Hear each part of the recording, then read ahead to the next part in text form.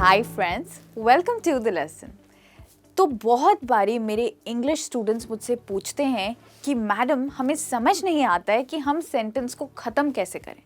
कई बारी मेरे स्टूडेंट्स सेंटेंस को ऐसे कहीं भी ख़त्म कर देते हैं।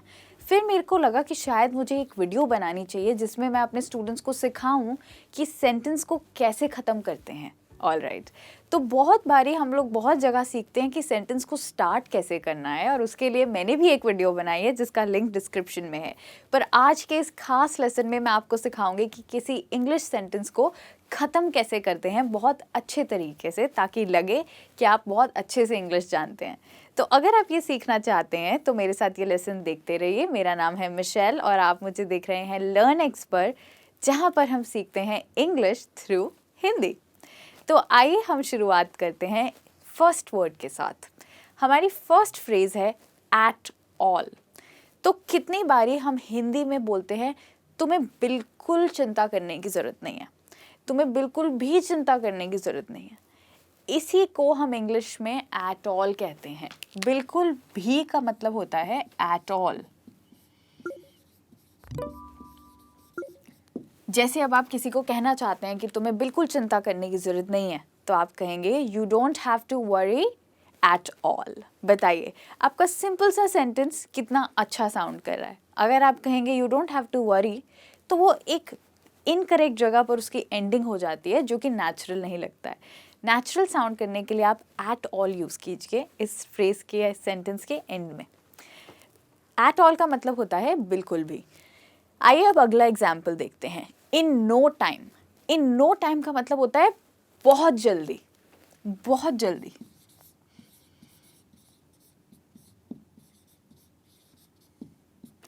अब सोचिए कि आपको आधे घंटे में एक मूवी देखने जाना है और आपको अभी तैयार भी होना है। आप तैयार नहीं हुए, आपके फ्रेंड आपको कह रहे हैं अरे आधे घंटे बाद एक मूवी का शो है, जल्दी से तैयार हो जाओ। तो आप कहोगे अरे मैं बिल्कुल अभी तैयार होके आती हूँ, कहते हैं ना आप हिंदी में। बस उसी को इंग्लिश में आप कह सकते हैं I will be ready in no time, मतलब मैं बिल्कुल अभी तैयार होके आती हूँ। तो ये एक बहुत अच्छा तरीका है सेंटेंस को एंड करने का। बहुत जल्दी को आप कह सकते हैं इन नो टाइम। ओके, हमारा अगला एग्जाम्पल है बिग टाइम। बिग टाइम का मतलब बहुत ज़्यादा समय नहीं है, पर बिग टाइम का मतलब है बहुत ज़्यादा, बहुत ज़्यादा। ये आप किसी भी चीज़ के लिए यूज़ कर सकते हैं। अब कोई आपसे पूछे कि आपकी फेवरेट एक्ट्रेस कौन है, तो आप कहेंगे मेरे को कटरीना कैफ बहुत ज़्यादा पसंद है। तो आप कहेंगे I like Katrina Kaif big time. Big time मतलब बहुत ज़्यादा। तो आपका सिंपल सा sentence I like Katrina Kaif big time add करके कितना अच्छा साउंड कर रहा है, इज़न्ट इट। चलिए अब आगे बढ़ते हैं और इंटरेस्टिंग फ्रेजेस सीखते हैं। एट ऑल कॉस्ट्स, ये तो आप हिंदी में भी कहते हैं किसी भी हालत में, राइट। मैं किसी भी हालत में आज अपना प्रोजेक्ट कंप्लीट कर दूंगा। I will complete my project at all cost. जी, इससे आप पूरा विश्वास दिला रहे हैं कि चाहे कुछ भी हो आज आप करके ही रहेंगे। सो एट ऑल कॉस्ट्स को आप सेंटेंस के एंड में यूज़ कीजिए जब आप कहना चाहते हैं किसी भी हालत में।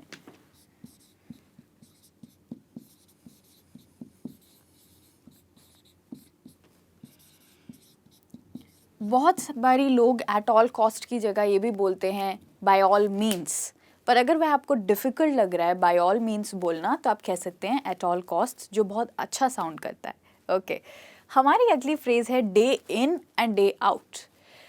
अब बताइए इसका हिंदी में क्या बोलेंगे हम इसको हिंदी में हम कहेंगे रात और दिन। जी, मैंने रात और दिन मेहनत करके यूपीएससी एग्ज़ाम पास कर ही लिया। I passed the UPSC exam by working hard day in and day out। तो इस फ्रेज़ को सेंटेंस में आप तब ऐड करेंगे जब आप कहना चाहते हैं रात और दिन, और ये हमेशा सेंटेंस के एंड में ही आती है, रात और दिन।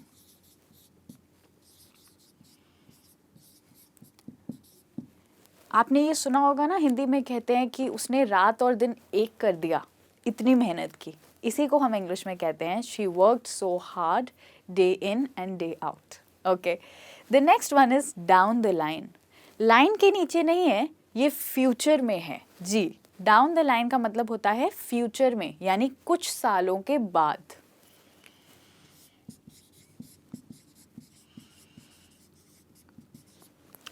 मैं फ्यूचर में एक बिजनेस स्टार्ट करने का सोच रहा हूँ। I am planning to start a business down the line. जी, इस तरीके से आप इन द फ्यूचर की जगह डाउन द लाइन बोल सकते हैं ताकि आपकी इंग्लिश बहुत बेहतर लगे और आप अच्छा बोल पाएँ। तो डाउन द लाइन का मतलब होता है फ्यूचर में, और याद रखिए ये सेंटेंस के अंत में आता है। Okay, the next one is to name a few. To name a few का मतलब होता है अगर मैं कुछ नाम बोलूँ तो, अगर मैं कुछ नाम बोलूँ तो।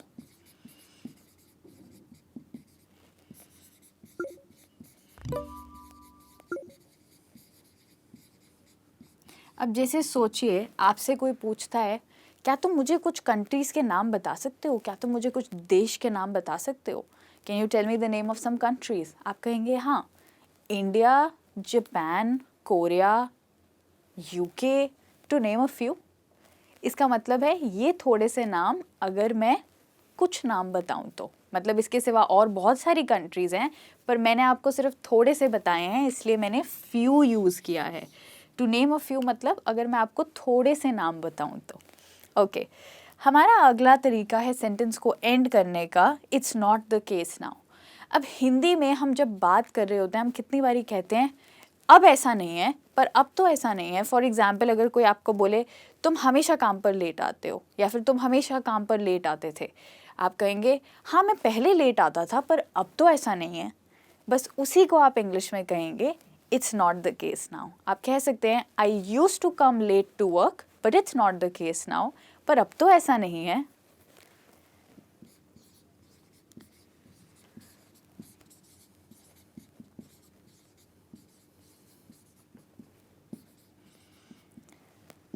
हमारा अगला फ्रेज है राइटली सो। तो कितनी बारी आप हिंदी में किसी ने कुछ किया तो आप कहते हैं बिल्कुल सही किया, उसको तो जॉब से निकालना ही चाहिए था, उसने बिल्कुल सही किया। तो इसी को आप इंग्लिश में कहेंगे the boss fired Jitesh from work rightly so. Rightly so मतलब बिल्कुल सही किया। तो ये फ्रेज़ हमें सुनने में डिफ़िकल्ट लगती है पर यूज़ करने में बहुत इजी है। इसका मतलब सिर्फ इतना होता है सही किया, राइटली सो। बॉस ने जितेश को जॉब से निकाला और बिल्कुल सही किया। The boss fired Jitesh from work and rightly so. Okay, तो इस तरीके से आप सेंटेंस को एंड कर सकते हैं। आइए अब कुछ और फ्रेजेस देखते हैं जिनसे हम सेंटेंस को एंड करना सीख सकते हैं। आई कैन अश्योर यू मतलब मैं आपको कह सकता हूँ, मैं आपको विश्वास दिला सकता हूँ। ओके, अश्योर का मतलब होता है विश्वास दिलाना। आज रात को ये प्रोजेक्ट ख़त्म हो जाएगा, मैं आपको विश्वास दिलाता हूँ। I will finish the project by tonight, I can assure you मतलब मैं आपको पूरा विश्वास दिलाता हूँ। इससे अगला फ्रेज़ है गिव इट अ ट्राई। इसको आपने वैसे बहुत बारी सुना होगा पर शायद आपने कभी यूज़ नहीं किया क्योंकि आप सोचते होंगे इसको कैसे यूज़ करूँ। वेल, अगर आपको किसी को बताना है कि कोई काम करके तो देखो तो आप कहेंगे गिव इट अ ट्राई। अगर आपको लगता है कि कोई व्यक्ति जिसने अपनी जॉब खो दी है उसे बहुत बुरा लग रहा है तो आप उसे कहेंगे अरे सब सही हो जाएगा, एक बारी फिर से ट्राई करके तो देखो, come on everything will be fine, at least give it a try.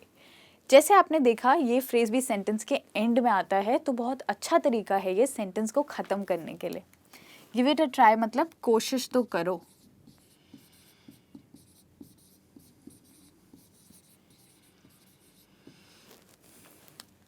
इससे अगला फ्रेज है back on track. Back on track मतलब नॉर्मल हो जाओ, फिर से नॉर्मल होना, नॉर्मल होना।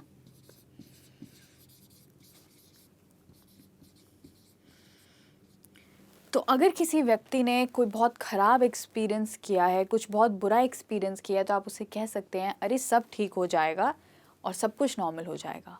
Everything will be fine and you will be back on track मतलब तुम नॉर्मल हो जाओगे। Okay, the next way is for that matter. अब हिंदी में सबसे कॉमन वर्ड होता है वैसे। ओके, जैसे आप कहना चाहते हैं मैंने जिम जाना शुरू कर दिया है और मैंने बाहर से खाना खाना भी छोड़ दिया है वैसे, राइट? तो ऐसे आप सेंटेंस के एंड में कितनी बारी वैसे यूज़ करते हैं। इसी वैसे को अगर आप इंग्लिश में कहना चाहते हैं तो आप कहेंगे फॉर दैट मैटर। जैसे कि आप कह सकते हैं I have started going to the gym and I have also stopped eating junk food for that matter, right. तो इसमें आपने बहुत सिंपली बस वैसे को चेंज करके फॉर दैट मैटर बना दिया। तो ये हमारा जो बहुत इम्पॉर्टेंट हिंदी वर्ड है वैसे, इसको हम इंग्लिश में कहेंगे फॉर दैट मैटर। चलिए, हमारा अगला वर्ड है इंडीड। इंडीड होता है वास्तव में।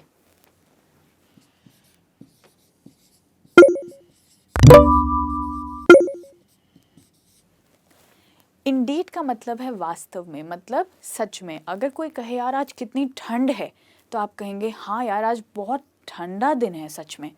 वो सच में, वो जो सच में आप कहते हैं सेंटेंस के एंड में, उसको इंग्लिश में कहते हैं इंडीड। आप कहेंगे आज कितना ठंडा दिन है सच में, it's such a cold day Indeed, right. तो कितना सिंपल था सच में को इंग्लिश में ट्रांसलेट करना, वो है इंडीड। सच में या वास्तव में होता है इंडीड। यार वो बहुत सुंदर है सच में, she is very beautiful Indeed. Okay, अब अगला एग्जाम्पल देखते हैं, जस्ट लाइक दैट।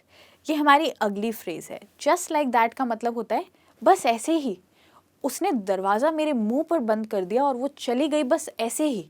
ये आप तब यूज़ करेंगे जब आप हैरान होते हैं। उसने दरवाज़ा मेरे मुंह पर बंद किया और वो चली गई बस ऐसे ही। She shut the door on my face and she went out just like that. तो जस्ट लाइक दैट का मतलब होता है बस ऐसे ही,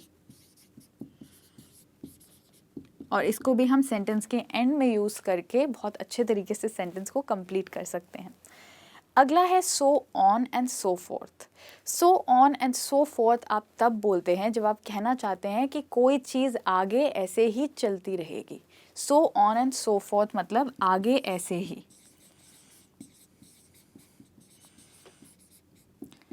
अब अगर आप किसी को एडवाइस दे रहे हैं पतले होने के लिए, तो आप कहेंगे पतले होने के लिए तुम्हें अच्छा खाना खाना चाहिए, जिम जाना चाहिए, वेट लूज़ करना चाहिए, और ऐसी ही और कुछ चीज़ें, right.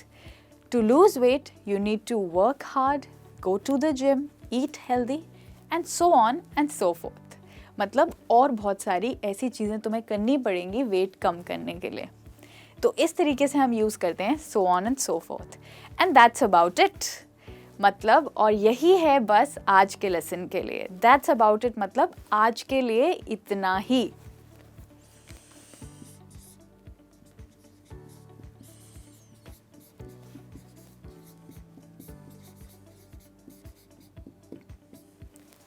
All right friends, now that's about it. आज के लिए इतना ही। आज आपने सीखी कुछ सेंटेंसेस और कुछ फ्रेजेस जिनको यूज़ करके आप अपने सेंटेंसेस को बहुत अच्छे से क्लोज कर सकते हैं और एक अच्छी एंडिंग दे सकते हैं, ताकि आपको सुन के लगे कि आप बहुत अच्छे से इंग्लिश बोल सकते हैं। सो थैंक यू सो मच मेरे साथ इस लेसन में जुड़े रहने के लिए। मुझे उम्मीद है कि आपने कुछ अच्छा सीखा है आज, और इन सब फ्रेजेस को आप याद रखेंगे और यूज़ भी करेंगे। So thank you so much. मैं आपको जल्द ही मिलूँगी। Bye bye.